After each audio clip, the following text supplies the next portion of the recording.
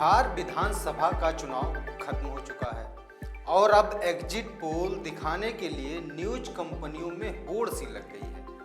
नमस्कार, मैं बबलू कुमार, आप देख रहे हैं भारत की बात। बिहार में हुए 2 चरणों के विधानसभा चुनाव अब समाप्त हो गए हैं। वोट ईवीएम में कैद हैं और नतीजे 14 नवंबर को आएंगे। लेकिन इस बीच बाजार गर्म करने के लिए कई न्यूज कंपनियां व सट्टा बाजार एग्जिट पोल लेकर आ गए हैं। ज़्यादातर ओपिनियन पोल करने वाली एजेंसियों ने एनडीए को स्पष्ट बहुमत दिलाते हुए दिखाया है, जबकि कुछ सर्वेक्षण महागठबंधन की सरकार बनते हुए दिखा रहे हैं। पहले भी ये किया जा चुका है, कर रहे हैं और करते रहेंगे। वोटिंग के बाद नतीजों का इंतजार करना दर्शकों को भी अच्छा लगता है, जब मिर्च मसाला लगाकर अलग अलग मीडिया के माध्यम से परोसा जाता है। एग्जिट पोल की बात करते हुए अगर हम इतिहास पर नजर डालें तो हर बार ये सर्वे हकीकत से उलट साबित हुए हैं। तो क्या इन एग्जिट पोल्स पर भरोसा किया जा सकता है?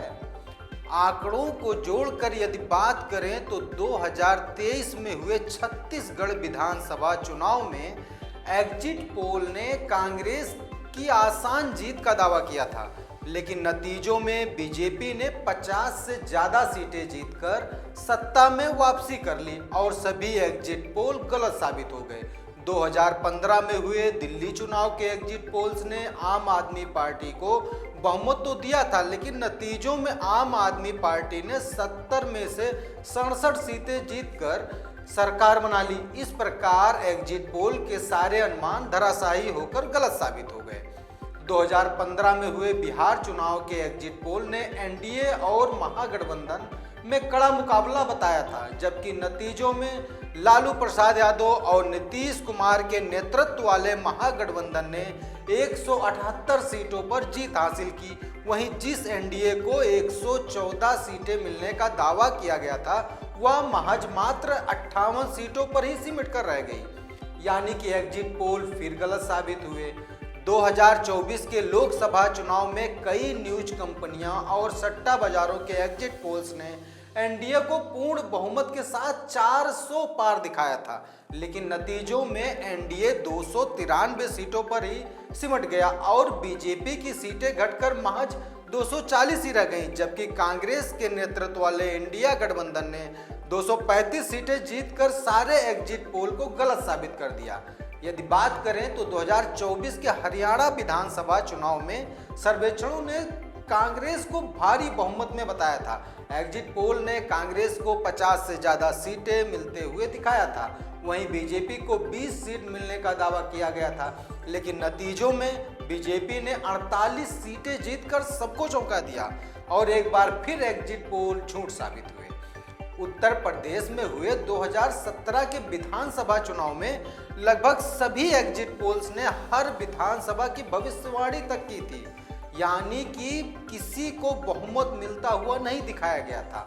एबीपी न्यूज और इंडिया टीवी के एग्जिट पोल ने तो एनडीए और गठबंधन की सीटों को लगभग बराबर होने का अनुमान लगा दिया था, लेकिन नतीजों में बीजेपी ने रिकॉर्ड तोड़ 325 सीटें जीतकर एग्जिट पोल की विश्वसनीयता को पूरी तरह से खत्म कर दिया। लोकसभा चुनाव की बात करें तो 2014 में हुए लोकसभा चुनाव में न्यूज कंपनियों ने एग्जिट पोल को एनडीए को बहुमत के करीब बताया था, लेकिन नतीजों में बीजेपी अकेले 282 सीटें जीत गई और यहां एक बार फिर एग्जिट पोल गलत साबित हो गया।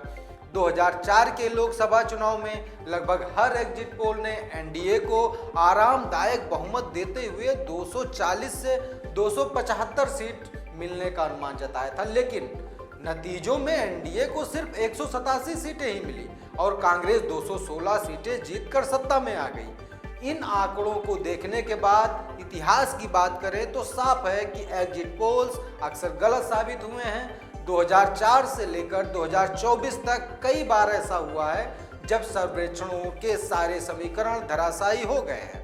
इसलिए 2025 बिहार विधानसभा चुनाव में भी जब तक आधिकारिक नतीजे नहीं आ जाते हैं, तब तक एग्जिट पोल्स को सिर्फ एक संकेत की तरह ही देखना समझदारी होगा।